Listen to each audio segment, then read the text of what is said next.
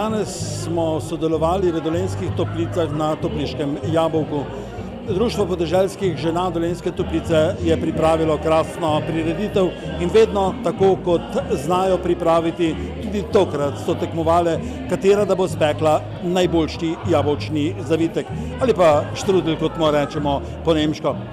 Sam bi lahko rekel samo to, da bi le bilo več takšnih prireditev in tisto, kar je najboljše, vabijo jih. Vabijo v hotele, vabijo v gostinci, vabijo k prireditvam in to je že velik napredek.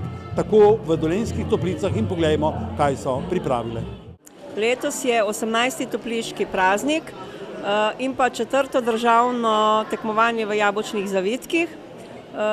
Pripravili smo tako kot vsako leto razstavo iz jabolk in pa seveda ocenili jabolčne zavitke in pa seveda tudi novost, da smo poskušali navleči najdaljši jabolčni zavitek v enem kosu. Ciljali smo na 20 metrov, seveda prišlo je na, ne vem, mislim, da 10-12, nisem čisto prepričana. No. Promocija etnokulinaričnih posebnosti slovenskega podeželja ima mnogotere učinke na življenje na podeželju. In vendarno ne vem, kaj te gospe z podeželja, te kmečke ženske pritegne, da sodelujejo. Ne vem, kaj jih pritegne. Opažam pa, da vsako leto je bolj obiskovano, bolj kvalitetni jabolčni zavitki, tudi morda malo več, kar jih pritegne, da smo pripravljeni delati iz posebnih in iz drugih vrst moke, kar je nekako moderno za mlajšo generacijo mogoče. No, ampak v etnološkem smislu standardiziranje jabolčnega zavitka, nekaj, kar je poznano v našem dolenjskem, belokranjskem prostoru, bi bilo smotrno. Zdaj, da bi ga standardizirali ali pa mogoče, kako pravijo, zaščitili, kot je potica, ali nismo razmišljali še v tej smeri, mogoče pa v bodoče. Ampak predvsem pa so tile navadni, običajni jabolčni zavitki, ker je jabolk prevladuje, smetana pregreta, drobtince in pa seveda navadna bela moka. Večina je teh.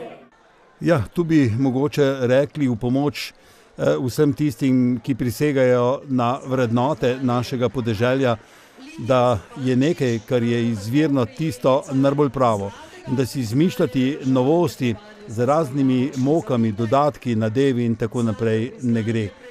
Jabolčni zavitek v Dolenjskih Toplicah naj bo tak, kot mora biti, in to predvsem zaradi tega, ker so uspeli v teh 18 letih narediti izjemno veliko. No pa povejte, kako delujete. Društvo začnemo skozi celo leto. Začnemo že v januarju in do decembru, počitka tudi čez poletje ni. Seveda, začnemo z raznimi prireditvami, katere pogostitve imamo ravno tukaj v kulturnem domu za potrebe občine.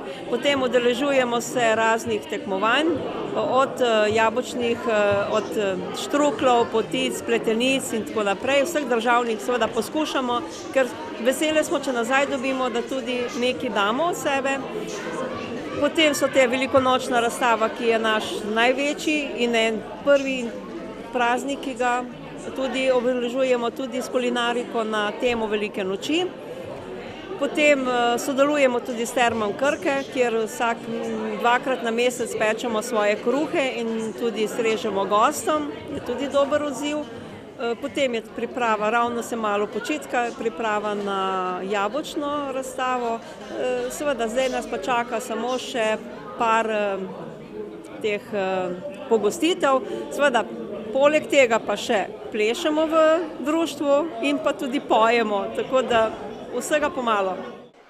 No in v nadaljevanju smo poklicali in povprašali tiste, ki razmišljajo o našem slovenskem kmetijskem prostoru. Domačinka, članica društva, no pa vi povejte. Največji pomen te prireditve je, da osvešča nas Topličane, pa tudi širše Dolence in Slovence o pomenu lokalne hrane. O tem, da je to, kar je lokalno, iz lokalnega okolja sigurno boljše, bolj sveže, bolj priporočljivo pravzaprav kot tisto, kar kupimo v trgovinah z globalnega trga. Mi se že nekaj let tudi kot ministrstvo prizadevamo za to, da bi lokalna hrana bila del našega vsakdana. Ne tisto, kar pride iz uvoza, ker včasih niti ne vemo, na kakšen način je pridelano, kakšno pot vse in kakšne procese je taka hrana prestala, ampak to res, kar je pristno, kar lahko sami vidimo. In topliško jabolko je ena izmed množice prireditev po vsej Sloveniji, ki k temu sigurno prispevajo. Letos že 18. pa mislim, da ima letos še poseben pomen, zaradi tega, ker imamo po 2 letih, ko praktično ni bilo jabolk zaradi pozebe ali pa zelo malo, imamo po 2 letih obilno letino. Hkrati pa seveda tak obilen pridelek povzroča, da so cene jabolk nizke. In po tem, ko smo 2 leti praktično jedli uvožena jabolka, imamo res to možnost, da letos spet kot potrošniki na svojih jedilnikih ali pa na svojih mizah imamo čim več domačih slovenskih jabolk. Naj bo jabolko ne samo v naravi prvo slovensko sadje, ampak tudi prvo sadje na naših mizah. Jaz bi rekla takole, da ni zastonj rek eno jabolko na dan od žene, zdravnika stran in še mnogo drugih je. Jabolko je simbol v raznih, od Svetega pisma naprej v raznih zgodbah in upravičeno je vsestranski sadež in bi ga morali pravzaprav uživati več. In topliško jabolko je sigurno ena taka prireditev. Mi imamo tudi seveda že kmalu, čez slab mesec bomo praznovali tradicionalni slovenski zajtrk, ko bo spet jabolko prvo na naših mizah, ne samo v šolah, ampak doma. In ta prireditev je, bi rekla, uvod ta mesec v november, ki je v celoti posvečen, bi rekla, lokalni hrani. Mogoče še to, take prireditve seveda tudi grejo z roko v roki s turizmom. Dolenjske Toplice so turističen kraj. Mi si želimo, da bi se iskale čim več sinergije med lokalno pridelano kakovostno hrano in turizmom, da je del turistične ponudbe lokalna hrana, kakovostna lokalna hrana in obratno, da naša hrana konča ne nekje neobdelana kjerkoli, ampak da je največja vrednost ima hrana tista, ki je postrežena gostom na mizi. In na ta način dobi največ dodane vrednosti in lahko dobi tudi v končni fazi kmet boljše plačilo, tako plačilo, kot bi si ga zaslužil glede na vložen trud. Mi bomo že leta 2021 bo Slovenija Evropska gastronomska regija. Pred kratkim je pripadal ta laskov naziv in to leto bo priložnost, da se vse take prireditve, kot je ta, praznik topliškega jabolka in še množica drugih po vsej Sloveniji, združi s turistično ponudbo in s tem, da Sloveniji res pečat kot deželi, ki ima kakovostno hrano, lokalno hrano, ki jo dobi tudi turist na svoji mizi, ne da če gremo v gostilno, ne vemo, odkot je tista surovina ali pa odkot so sestavine tistih jedi, ki jih strežejo, ampak mi si želimo, da bi se pot naših pridelkov končala resnično na mizah, ne samo doma v gospodinjstvih, ampak tudi v restauracijah. In vse skupaj jaz vidim kot en mozaik v množici korakov, ki naj pripeljejo k temu, da bi bila res Slovenija gastronomska, ne samo eno leto gastronomska evropska regija, ampak da bi bila znana in na svetovnem zemljevidu kot tista turistična destinacija, kjer res lahko uživaš kakovostno, dobro lokalno hrano in vino in vse, kar gre zraven, se pravi vse slovenske pridelke. Poglejte, Tanja, vse to bi bilo možno usmeriti v ne samo promocijo, ki je velika, ampak tudi za prodajne namene in predvsem za ponudbo znotraj nekega določenega prostora. Pravite, da je tu v Dolenjskih Toplicah drugače? No, naše prizadevne članice Društva podeželskih žena so že zdaj vpete v lokalni turizem. Naše domače zdravilišče jih povabi, da 2-krat na mesec pečijo kruh in takrat je zajtrk še posebej tak dišeč in opojen in gosti so se tega navadili in zelo spoštujejo. Seveda si želimo, da bi bilo še več takih izdelkov, ki jih naše mojstrice znajo, kot je jabolčni zavitek, da bi končalo, oziroma da bi se na nek način mogoče tudi več članic ali pa kmetic odločilo, da bi to dejavnost na nek način profesionalizirale, da bi to, kar znajo, tudi lahko tržile in prodajale, bodisi v restauracijah, v hotelih ali pa tudi v trgovini. Prvi koraki so sigurno, vedno več takih kmetij in kmetic in po mojem mnenju bo tega samo še več. In zdajle, danes so še nekaj priredile, ne? Gotovo ste tudi posneli to, da so v praksi pokazali, kako se pripravi res dober jabolčni zavitek, kar je pritegnilo dosti obiskovalcev, ki so se prepričali, da je za to potrebno res veliko spretnosti. In letos so izdali tudi drugo knjigo o jabolčnih jedeh iz Topliške doline. Jaz sem ponosna, da sem tudi sama prispevala en svoj recept, namreč zbirale so jedi iz jabolk in medu. Sama sem prispevala recept za medenjake, ki ga uporabljam že več desetletij in na ta način tudi se obnavlja ali pa izročilo naših staršev in nas seveda na mlajše rodove in tudi se vsi skupaj učimo, da je vredno pravzaprav hrani nameniti kakovostni hrani več časa in nazadnje tudi več sredstev. Kakovostna hrana ni najcenejša hrana. Tista hrana, ki je poceni, je pridelana pač na drugačen industrijski način. To, kar mi ponujamo, je pa nekaj butičnega in prestižnega.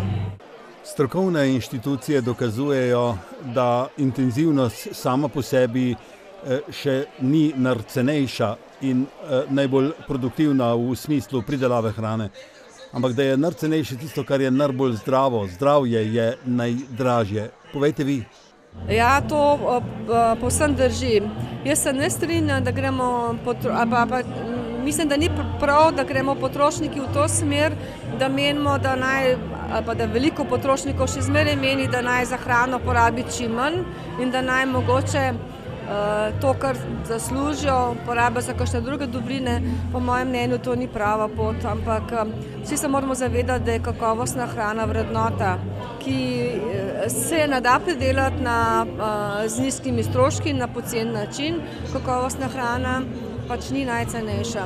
Je pa hrana, ne samo, tudi seveda pestra prehrana, raznovrstna prehrana, sestavni del zdravega življenjskega sloga. Če smo že pri tem, jabolko in sadje je sigurno eden od temeljev zdrave prehrane in tudi to naj bo sporočilo prireditve, kot je današnja. Ja, tako smo razmišljali na Topliškem jabolku. Gre za prireditev, ki bi je lahko kaj dodali v smislu promocije kmetijske pridelave in pa življenja na našem podeželju. Same ženske aktivne v aktivu kmečkih žena pa pravzaprav so poskrbele za to, da so v teh 18 letih razvile pravo malo podjetje, ki poskrbi za kakšne kulinarične posebnosti, tudi etnološke, v kraju, kot so Dolenjske Toplice. In to jim gre čestitati. Mi pa bomo odšli na novo prireditev, ki se je zgodila pod Zaplazom. Gre za Škrebel fest in sicer v Razborah pri Čatežu so ga pripravili. No in pogledali bomo, kako so poskrbeli za predstavitev škreblov in nenazadnje tudi za promocijo tistega, kar v kraju počnejo. Gre za krasne prireditve. No, poglejmo. Škrebelfest, festival suhega sadja. Lahko bi rekli, da v Razborah pri Čatežu bi tisti dan pravzaprav našli vse, kar se s sadjem da početi.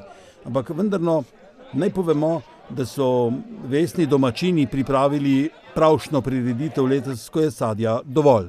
Jaz kot domačinka sem spremljala ali pa spremljam naše sadjarstvo in naravo že kar nekaj desetletij in opažam, da je čedalje manj starih sadnih sort, da Čatež tako hudo in močno ne cveti več, kot je nekoč. In zaželela sem si, da temu prekinemo ta trend in naredimo novega. Navdušila v bistvu tudi nekaj ostalih, tako da je projekt pripravljen na ta način, da je Kulturno-umetniško društvo Popotovanje Frana Levstika vodilni partner. Govorimo o projektu LAS, evropska kohezijska sredstva so to.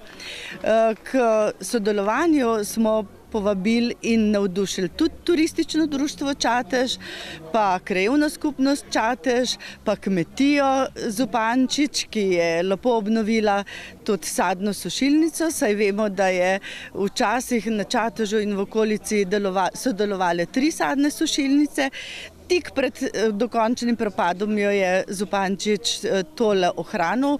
Ena je še mačken se vidi, ta tretja pa pravzaprav vemo sam tisti zanjo, ki smo se pač pozanimali za te zadeve. No, k sodelovanju smo povabili tudi Center šolskih in obšolskih dejavnosti, ki deluje v Čatežu, tako da bo v bistvu 5 akterjev pazilo, skrbelo, da bo sadje, sadjarstvo šlo v pravo smer, da bomo živeli v zdravi naravi, da bodo čebele imele delo, da bomo pravzaprav tudi tiste, ki prihajajo na Čatež, navdušili za to. Saj sami vidimo, da že 1-2 leti ali pa še več, no, pravzaprav, odkar je sadna sušilnica obnovljena, je čedalje bolj pogosto sušenje sadje. No, o čateških škrebelnih verjetno ne vejo vsi, kaj je to. To je en star izraz za suho sadje. No, ampak ker se v sadni sušilnici ne suši samo sadje, ampak tudi zelišča, smo drug del projekta posvetili tudi zeliščarstvu. Tudi naše kolegice oziroma rojakinje se s to zadevo ukvarjajo, so domačinke in tudi na ta način želimo ohraniti zdravo naravo, piti domače čaje, ne samo črne, zelene in tako naprej, ne bodo cvetoči. Pravite pa, da bo iz tega vsega dogajanja nastal tudi zaslužek, blagovne znamke. Imeli bomo 2 novi blagovni znamki, in sicer suho sadje Čateški škrebelni in Prgišče sonca za zeliščne mešanice. Imeli bomo pa tudi turistični produkt nov, in sicer ogled sadne sušilnice. Čateški otroci oziroma ne čateški, tisti, ki prihajajo v Center šolskih in obšolskih dejavnosti, se bodo pa tudi spoznavali z samim sušenjem sadja, zeliščarstvom, kajti njihov program bo dopolnjen tudi s temi temami. Več sadovnjakov, več turističnih zanimivosti, več obiskov v teh vaših krajih, to je pravzaprav cilj. Želimo si vsega tega, druženja, turizma, zdravega načina življenja, skratka, mislim, da smo povezali prave stvari in upam, da nam ni zmanjkalo še ne idej, ne volje za delo. Sam se še spomnim tistih vonjav, ko je gorel ogenj, ko se je sušilo sadje in sadje, ki smo ga uživali na različne načine, suhega namreč. Pa vi? Meni najljubši vonj po sladkem, suhem sadju, sušenju te dobrote, ki je nekoč že bila še bolj pri nas, ampak smo že malo pozabili. Jaz se spomnim, da smo včasih na peči sušili oziroma v peči sušili, zdaj pa bolj fajn, če pripeljemo v Zupančičevo razbore, nam to strokovno pravzaprav, vendar na star način, na način brezdimnega sušenja sadja. No, pozabila sem mogoče poudariti še delavnice. Delavnico o zeliščarstvu, ki smo jih poimenovali Narava, moj zdravnik, smo eno v poletnem času, takrat v času poletnega kresa, ko imajo rožice največjo moč, že izpeljali. Januarja bomo izpeljali naslednjo, bomo pa to posušene zeli predelali v druge proizvode, ne samo v čaj, ampak tudi v mazila in tako naprej. No, Za sadjarstvo imamo danes eno uvodno predavanje, pravo strokovno predavanje bo v naslednjem mesecu. Januarja se bomo poučili obrazovati na praktični način. In jaz sem si ves čas želela, da nam strokovnjak pokaže, kako se oživijo z pravim rezom stare sorte, tako da bodo tudi visoko rasli sadovnjaki, ki rastejo še vedno v Čatežu, krasili našo okolico, naše domove. Velika veličina je, da vaša sušilnica ne bo propadla. To je propadalo na moje zemlji in je škoda, da propada na tak objekt. Obnova ima neko vrednost. Ni mi žal, ker se mi zdi, da je kmetija dobila na vrednosti. Mi na Dolenjskem smo rekli uheljni, vi pa škrebeljni. Povejte, kaj so to? Ja, čateški škrebeljni so hruške, jabolka, slive. Lahko je mešano, lahko je vsako posebej. To je to. Različno sadje potrebuje različen čas sušenja. Ja, češplje se sušijo 4 do 5 dni, jabolka 2 do 3 dni, odvisno, kje se nahajajo v lesah, kakšne višine. Bolje nizko, večja temperatura, prej se posuši. Ste se učil od domačih ali pa kje drugje? Bil sem v Gradežu, malo sem spraševal, kako tam delajo. Potem sem malo pa izkušnje. Čas naredi svoje. Kakšno pa mora biti sadje? Zdravo sadje mora biti lepo pripravljeno, čisto pripravljeno, ne gnilo, ne sme biti oksidiran. Mora biti pač lepo pripravljeno. No, nekateri mislijo, da se to posuši kar čez noč. Ne mora biti čez noč. To kar traja. Preden se pet za kur, traja 2 dni, pa se pa da, pa se pa dela, pa krož frišno na vrh, suho spodaj, jemlješ ven, to je to. Glede na to, da ste raziskovali, kako na kakšen način to sušenje udejaniti doma, povejte, ste edini, vas je veliko? Ja, tlele, da bi kjer na tak način sušil, ga ni, razen Gradež.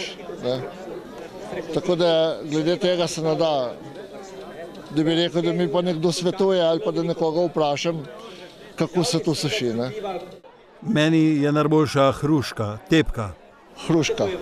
Hruška mi je najbolj taka, se mi zdi, da je najbolj sočna, najbolj polna.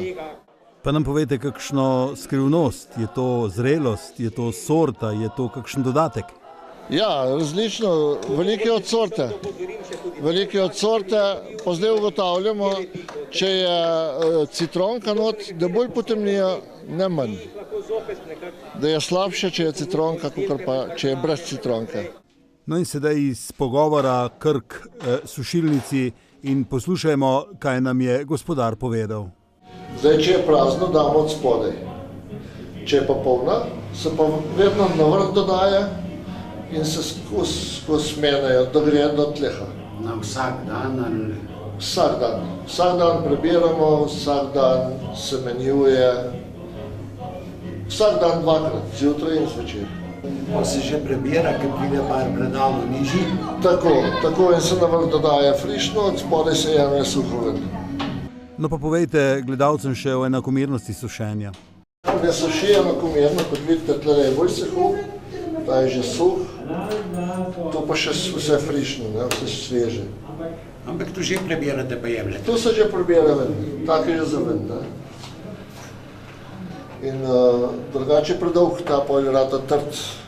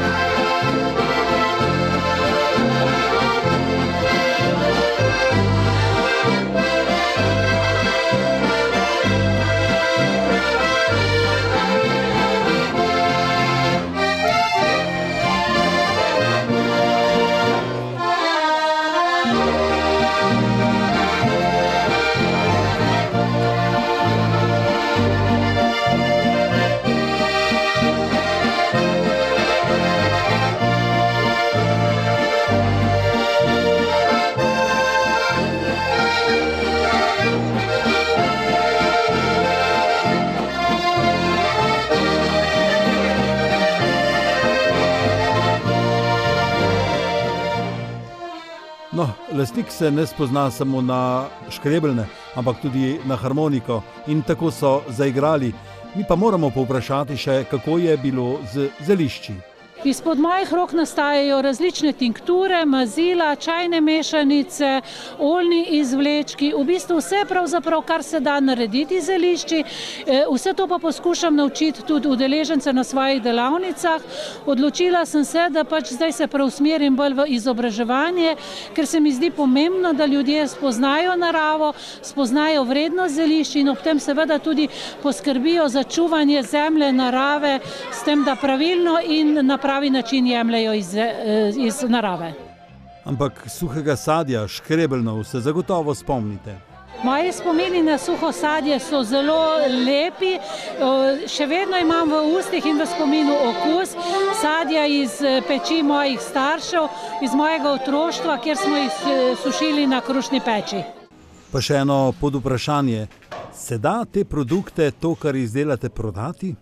Jaz mislim, da za vse domače produkte je prostor na slovenskem trgu, ravno medtem tudi za suhe škrebeljne oziroma posušene krhlje, jabolka, mogoče tudi hruške, ker to je vendarle najbolj zdrav način konzerviranja sadja. Ja, na Grmski kmetijski šoli so pripravili poseben laboratorij oziroma vzpostavljajo ga, iščejo za njega vse tisto, kar bo pomagalo, da bomo pridelke lahko na koncu tudi predelali. In predvsem standardizacija teh v užitno hrano, v kontrolirano hrano, kontroliranje parametrov, vedno istih, bomo rekli, učinkovin, ki znotraj tega zagotavljajo neko določeno kvaliteto.